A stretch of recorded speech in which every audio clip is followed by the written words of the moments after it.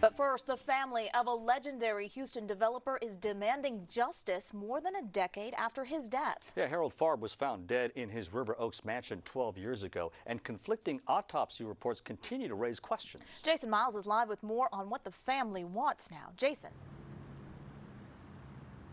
Hey there, guys. This independent autopsy report declared Harold Farb's death a homicide. That's something the medical examiner never did. And now this story that crops up every few years is making headlines again. Harold Farb was known as a man with a plan. He inspired the logo still used by the company, now run by one of his grandsons. But in his heyday, developers did not get any bigger. Among other things, Farb built what was then known as Broadway Square, an apartment complex near Hobby Airport that became Texas's largest multifamily project, complete with 11 swimming pools. It's not just because my grandfather was somebody that a lot of people knew. Any family deserves the right to know how their loved one became deceased. Grandson Al Farb joined his father and former investigative reporter Wayne Dolcefino. They believe this was murder. To demand action nearly 12 years after Harold Farb's death. All we're trying to do at this point is to get answers. We want to know exactly what happened to my grandfather.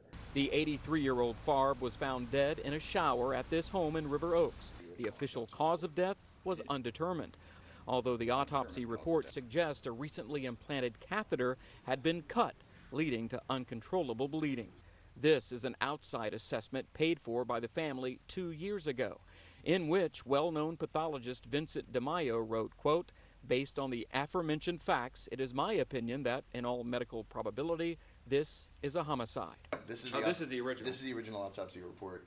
If nothing else, the family would like access to the HPD case file regarding Farb's death, something that is not available for investigations that are still open, even if inactive.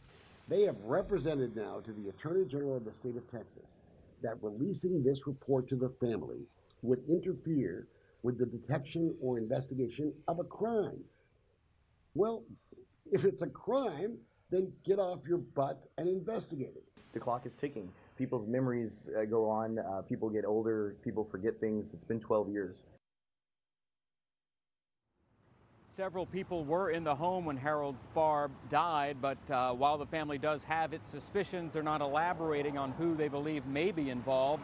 I did just get off the phone with someone with Houston police. They say this case does indeed remain open, and they welcome any new information. Guys, this is a story that is really fascinating even 12 years later.